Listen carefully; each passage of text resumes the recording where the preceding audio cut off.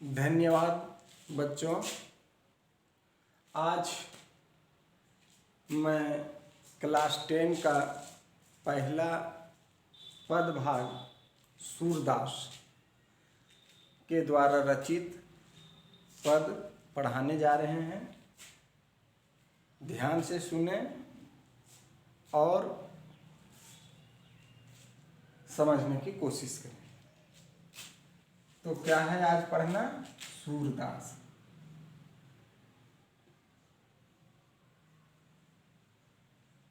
सूरदास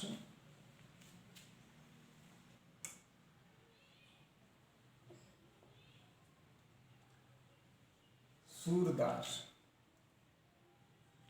सूरदास के द्वारा लिखा गया पद पढ़ना है।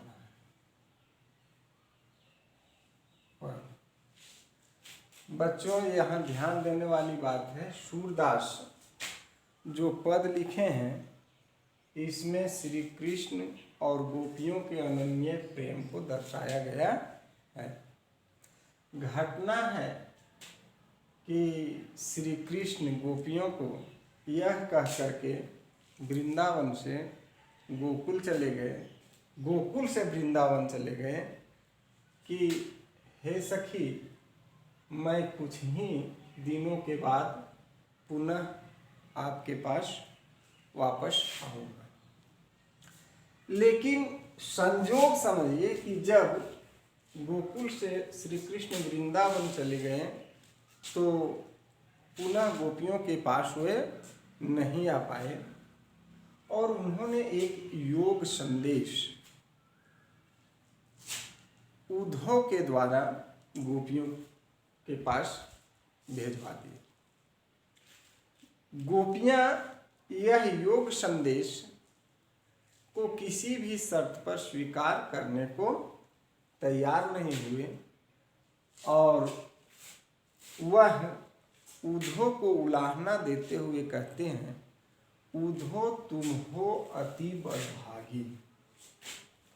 उद्धव तुम हो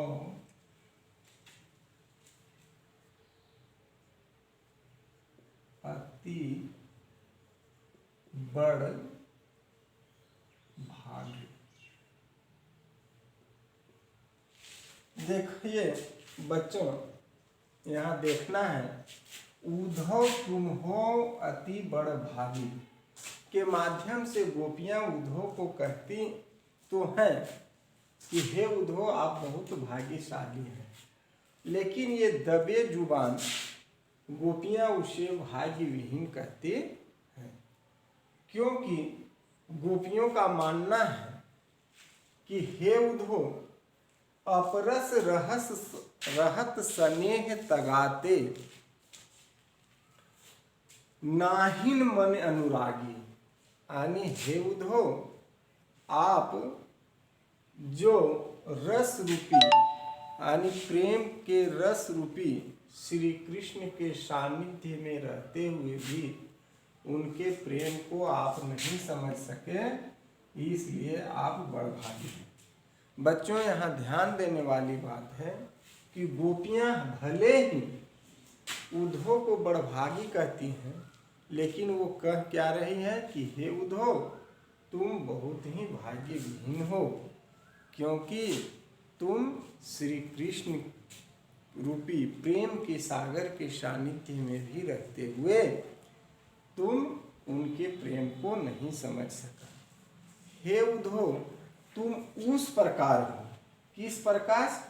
पुराइन पात रहत जल भीतर तारस दागी न लागी। यानी हे उद्धव, तुम उस पुराइन के पत्ते की समान हो जो बच्चों, पुराइन एक पत्ता होता है कमल प्रजाति का, जो जल में रहते हुए भी उस पर छिट्टा नहीं लगता। ठीक उसी तरह गोपियां कह रही है कि हे उद्धव, तुम उस पुराइन के पत्ते के समान हो जिसमें जल का छींटा नहीं लगता, और ठीक उसी तरह तुम्हें भी कृष्ण के प्रेम का छींटा नहीं लगा। आगे कहती हैं, जय जल माही तेल की गागरी, बूंद न ताको लागी। अर्थात तुम हे उद्धव, तुम उस तरह हो जैसे श्री कृष्ण, जैसे तेल सने गागरी में जल नहीं टिकता, ठीक उसी तरह तुम तेल सने लगते हो, जिससे तुम्हारे पास श्री कृष्ण के प्रेम नहीं टिकता। आगे कहते हैं, हे उद्धव, हम अबला नारी हैं, हम श्री कृष्ण के बिना नहीं रह सकते हैं, और मेरी स्थिति वैसी है, मेरी स्थिति वैसी है जैसे चींटियाँ क्या करती हैं, जल में चींटियाँ गुड़ की मिठास के लिए अपने प्राण को त्याग सकती है, लेकिन गुड़ को नहीं छोड़ पाती। ठीक उसी तरह हे उद्धव, मैं अपने प्रेम के लिए मैं अपने प्राण को त्याग सकता हूँ, लेकिन श्री कृष्ण को नहीं त्याग सकते। बच्चे, आज का टॉपिक इतना ही है। इससे रिलेटेड कुछ प्रश्न मैं दे रहा हूँ, इन प्रश्नों को आप बना लें। पहला प्रश्न है, गोपियाँ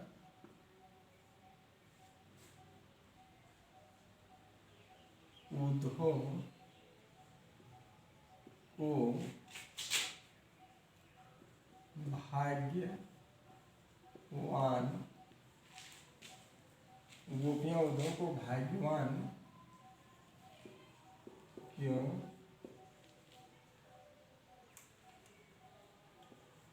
कहती?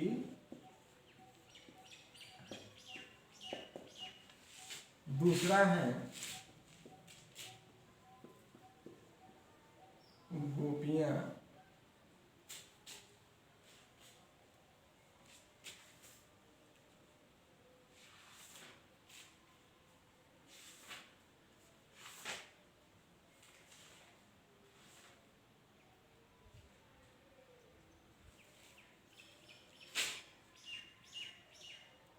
सॉरी बच्चों, हर सही कार होगा, गोपियाँ अपने को कैसा महसूस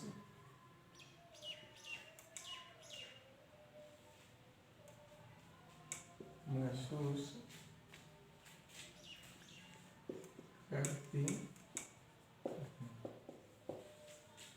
तीसरा,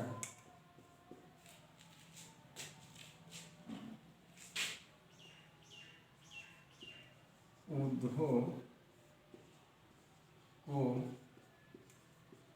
क्या उलाहना दिया जाता? तो बच्चे इसे बना लें। धन्यवाद।